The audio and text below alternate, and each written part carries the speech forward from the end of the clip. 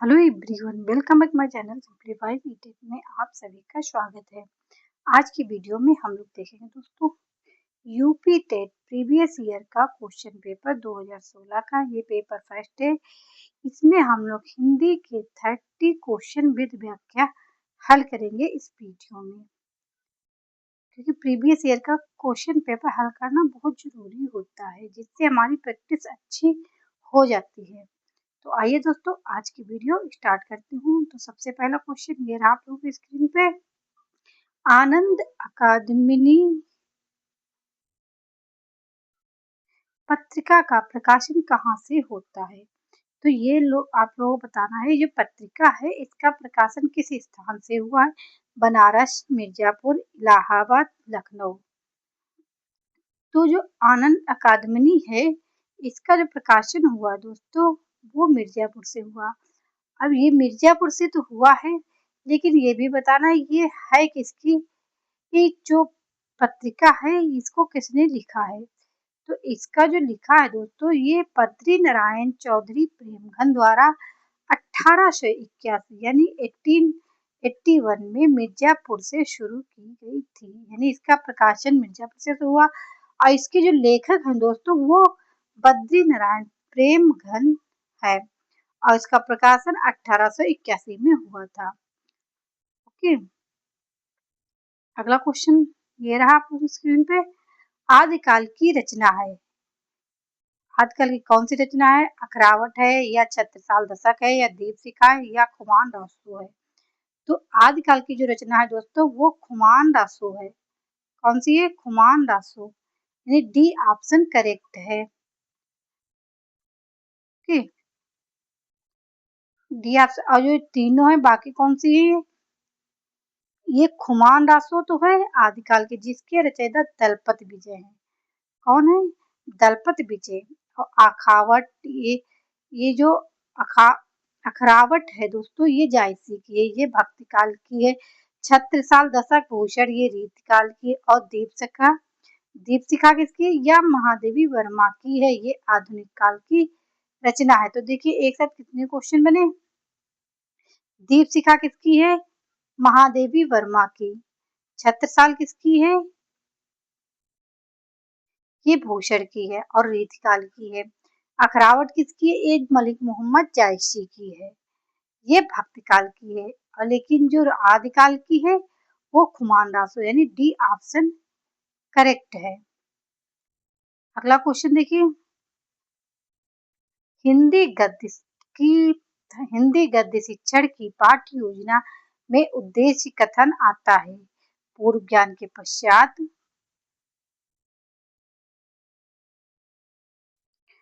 प्रस्तावना प्रश्न के पश्चात, आदर्श वाचन के पश्चात, मौन वाचन के पश्चात। तो आप लोग बताइए कि इस क्वेश्चन का राइट ऑप्शन क्या होगा? तो इस क्वेश्चन का राइट ऑप्शन है दोस्तों पाठ्य योजना में उद्देश्य कथन है, ये प्रस्तावना प्रश्न के पश्चात आती है, यानी बी ऑप्शन करेक्ट है।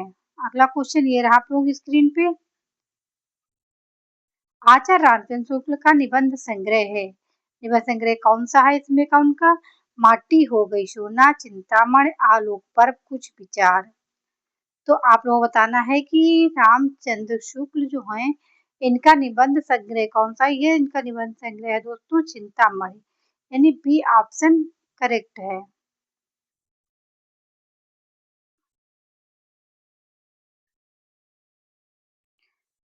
राष्ट्रवादी कवि रामधारी सिंह दिनकर को उर्वशी के लिए ज्ञानपीठ पुरस्कार किस वर्ष प्रदान किया गया?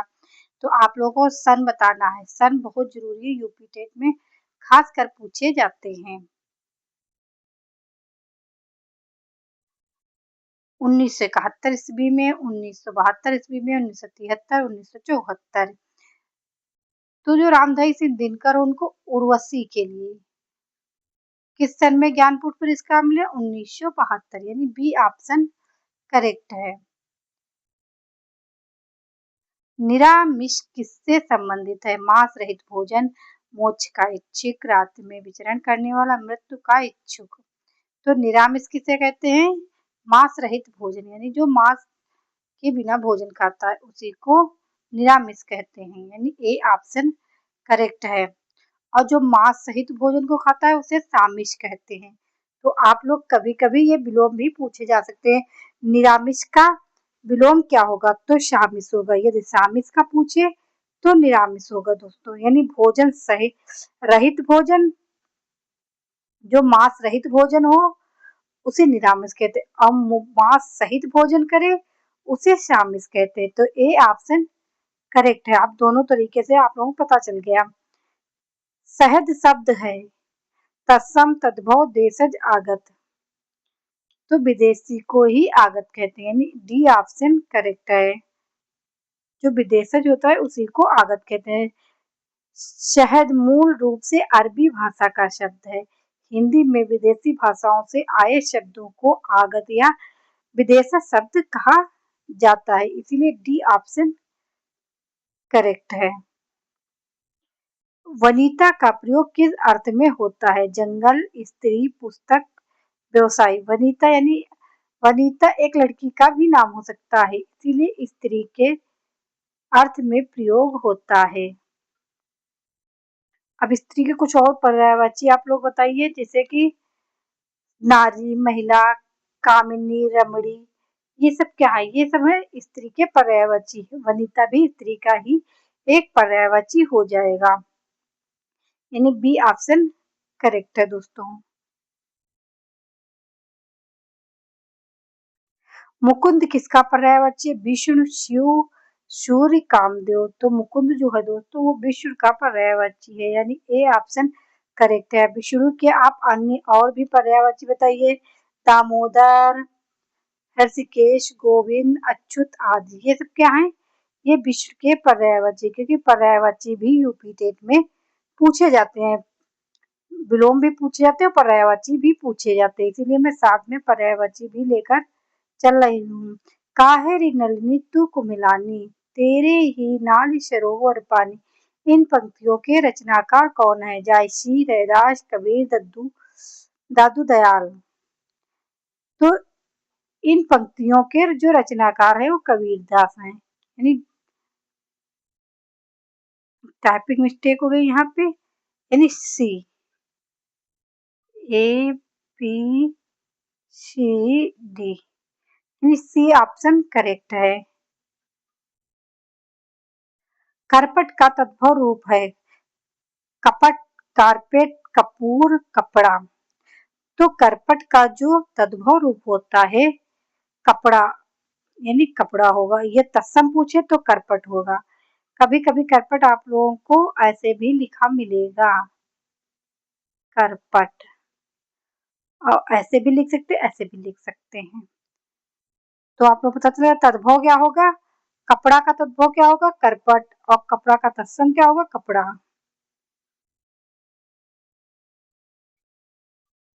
निम्नलिखित में से वर्तनी की दृष्टि से कौन सा शब्द युग्म सही शुद्ध है, यानी शुद्ध है, बारात, बसंत, बारात, वसंत, बारात, वसंत, बारात, वसंत। देखिए कहीं कहीं जैसे बोल चाल की भाषा में ऐसे बोला जाता है बारात, लेकिन जो रिटर्न में होगा शुद्ध शब्द होगा वो का बारात और वसंत, यानी सी ऑप्शन करेक्ट है। कहीं कहीं आप लोग बारात भी लिखा मिलता है और बोलचाल की भाषा में भी यही रहता है। ओके, इसीलिए सी ऑप्शन करेक्ट है, ये सबसे शुद्ध शब्द है। अर्ध स्वर है, या वा, ई, उ, ऋ, ल, ऋ, श। तो जो अर्ध स्वर है वो या वा है, यानी ए ऑप्शन करेक्ट है। इनका उच्चारण स्थान जो दोस्तों होता है स्वर और व्यंजन के बीच का होता है, इसीलिए अर्धस्वर इसे बोला जाता है। चोर की दाढ़ी में तिनका मुहावरे का सही अर्थ है। जैसे कि आप लोग देखते हो जब घर में कोई चोरी या कोई बच्चा खा लेता है, यदि पूछा जाए तो वो देखिए कितनी उससे छुपने लगता है, या कुछ इशारे से कुछ भी, मतलब ऐसे हिंट देता है कि पता चल जाएगा कि इसी बच्चे ने ऐसा किया है। अब देखिए ऑप्शन के हिसाब से अपराधी का अपनी दाढ़ी खुजलाना, तो इसका कोई मतलब नहीं है। अपराधी का शंकाग्रस्त होना, अपराधी की पहचान हो जाना, अपराधी का अपनी पहचान छुपाना।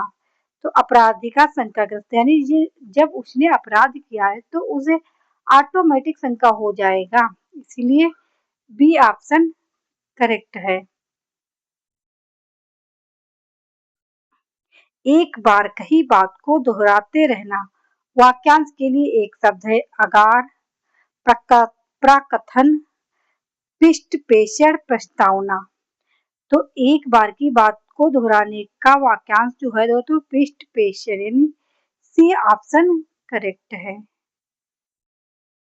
बुद्धिहीन शब्द व्याकरण की दृष्टि से किस संवर्ग में है? संज्ञा, सर्वनाम, विशेषण, क्रिया। जो बुद्धिहीन है दोस्तों वो विशेषण के अंतर्गत आता है, सी ऑप्शन करेक्ट है। छत से ईंट गिरी वाक्य में कौन सा कारक है? यानी इसमें क्या है? अलग होना। कारक और विभक्ति उसकी आपको पहचान में जब आप लोगों को पूरे कारक पता होंगे तो आप लोग आसानी से समझ पाएंगे। अपादान कर्ता ने कर्म को कर से संप्रदान के लिए अपादान से, संबंध का कीरे अधिकरण में पर संप्रदान के लिए। यदि आप लोग पूरे ध्यान से पढ़ोगे, यदि आप लोग नहीं आते तो मेरी प्लेलिस्ट में जाके हिंदी की पूरी वीडियो पड़ी है कारक की, आप लोग वहां से वॉच कर सकते हैं। तो यानी छत से ईंट गिरी वाक्य में कौन सा कारक है? यानी अलग हुई तो अपादान हुआ, ए ऑप्शन करेक्ट है। इसमें विभक्ति चिन्ह इसका क्या है? से, यानी अलग होने के अर्थ में इसका अर्थ अपादान हुआ। महोर्मी का संधि विच्छेद है। तो देखिए इसका जो मोहर्मी का संधि विच्छेद है, देखिए महत ये भी नहीं होगा, ये भी महा नहीं होगा, महत भी नहीं, महा प्लस उर्मी यानी बी ऑप्शन करेक्ट है। अब आप लोगों को बताना है कि इसमें कौन सी संधि है। तो इसमें जो संधि है दोस्तों वो गुण स्वर संधि है, यानी बी ऑप्शन करेक्ट है। समाष्टि का विपरीतार्थक शब्द है विशिष्ट, अशिष्ट, अपशिष्ट, व्यष्टि। तो समाष्टि का जो विपरीत होगा वो बेस्ट होगा, यानी डी ऑप्शन करेक्ट है। रमणी में कौन सा प्रत्यय है? अनि, ई, रम, ड़ी। तो प्रत्यय में क्या होता है दोस्तों? प्रत्यय मूल शब्द के बाद में लगता है। उपसर्ग मान और उपसर्ग माने क्या होता है? उपसर्ग मूल शब्द के पहले लगता है। ये भी आप लोग ध्यान रखना है, इसमें बिल्कुल भी कंफ्यूज मत। रमड़ी मतलब अनी, आ निकल रहा है, देखिए आ छुपा हुआ है, ए ऑप्शन करेक्ट है इसका। रमणी शब्द रम धातु में अनि प्रत्यय लगने से बनता है या कृदंत प्रत्यय का उदाहरण है। इसका कृदंत प्रत्यय का उदाहरण है। श्री गुरु चरण सरोज रज निज मन मुकुर सुधारी बरनउँ रघुबर बिमल जसु पायक जो दायक फल चार में कौन सा छंद है? तो इसमें क्या है आप लोग छंद बताना है। दोहा है, शोरठा है, रोला है, वैरवे है। तो इन पंक्तियों में जो छंद है दोस्तों वो दोहा है। अब आप लोगों दोहे की ये भी पता होना चाहिए कि दोहे में कितनी मात्राएं लगती हैं, ये कैसा छंद है। यह एक मात्रिक यानी अर्ध सममात्रिक छंद है। इसके पहले और तीसरे चरण में 13-13 मात्राएं तथा दूसरे और चौथे चरण में 11-11 मात्राएं होती हैं। तो यहाँ से देखिए दो क्वेश्चन बने। एक तो ये दोहे की परिभाषा हो गई, जैसे दे देते हैं पहले और तीसरे चरण में 13-13 तथा दूसरे और चौथे चरण में 11-11 मात्राएं, इसमें कौन सा छंद है? तो इसमें आप लोग छंद इसमें दोहा है और सोरठा इसका बिल्कुल उल्टा होता है। तो ए ऑप्शन करेक्ट है। ओके, इन वाक्यों में कौन सा वाक्य शुद्ध है? मोहन और गीता गा रही है, मोहन और गीता गा रहा है,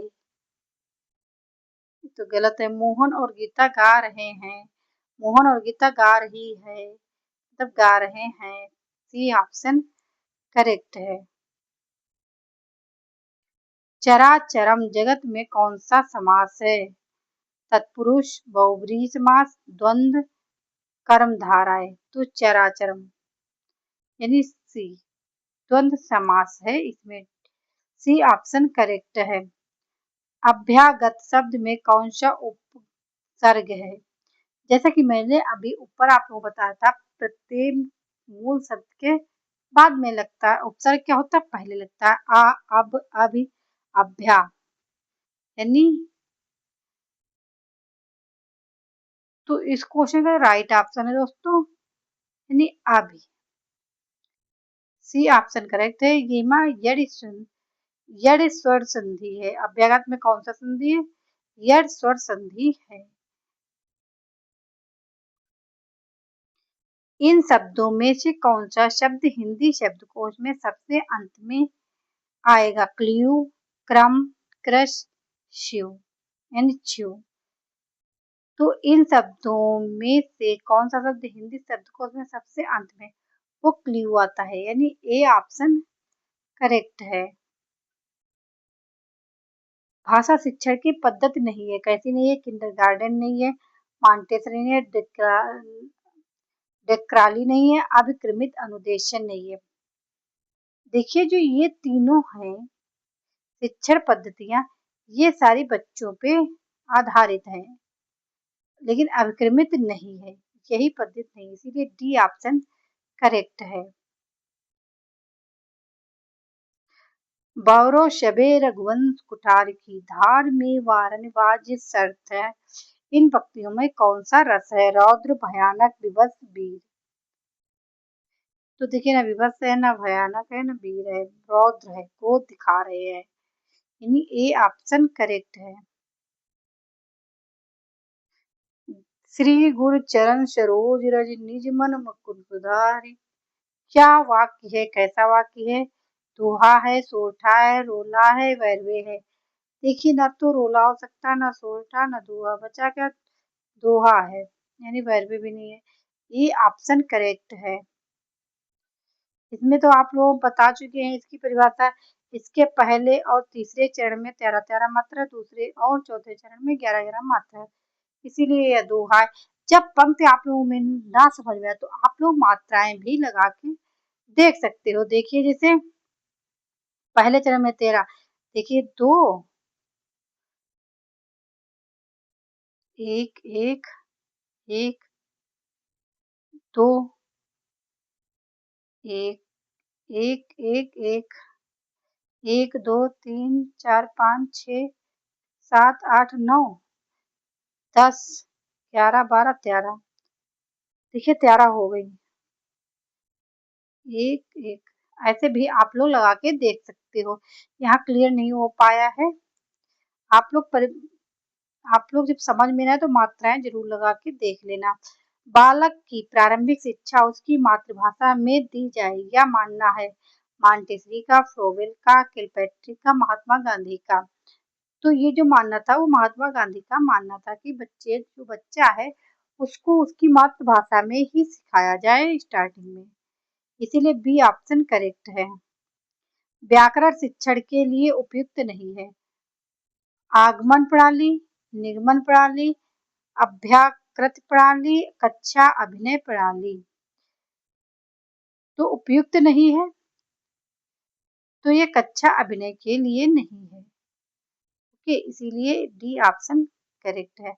आप लोग कमेंट करके बताइए कि आज की वीडियो कैसी लगी और आप लोगों के लिए कितनी लाभदायक है। एक बात और, आप प्रैक्टिस पेपर जरूर हल करिए, जिससे आप लोग पता चल जाएगा कि आप लोगों की तैयारी कितनी हो गई है। Okay, thank you. Next video में नेक्स्ट टॉपिक के साथ फिर मिलती हूँ, तब तक आप लोग ख्याल रखिए और पढ़ते रहिए। Bye bye, take care.